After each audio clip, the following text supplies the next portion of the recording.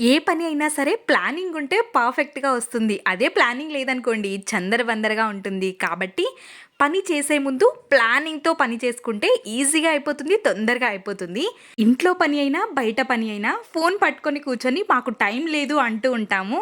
కానీ అదే ఫోన్ వదిలి ఒక పక్కా ప్లాన్‌తో రేపేం చెయ్యాలి అని ఆలోచించి చేశామనుకోండి పర్ఫెక్ట్‌గా మనకు టైం అనేది వేస్ట్ అయినట్టుగా అనిపించదు. మరి ప్రౌడ్‌గా ఫీల్ అవుతాం మన సెల్ఫ్. ఎవరికైనా సరే ఖాళీగా కూర్చోవాలి, టైం వేస్ట్ చేయాలి అనిపించదు. కానీ ప్లానింగ్ లేకపోవడం వల్ల ఏ పని అయినా సరే డిలే అవుతుంది. మనం చెయ్యలేకపోతున్నాం అని లోపల ఉంటుంది ఒకటి కానీ ఏం చెయ్యాలో, ఎప్పుడు చెయ్యాలో అనేది తెలియక డిలే చేస్తూ ఉంటాము. ఖచ్చితంగా మనం రేపు చేయబోయే పనిని ఈరోజే ప్లానింగ్ వేసుకున్నామనుకోండి సక్సెస్‌గా కంప్లీట్ అయిపోతుంది. నేనిక్కడ ఏం చేస్తున్నానో చెప్పలేదు కదా!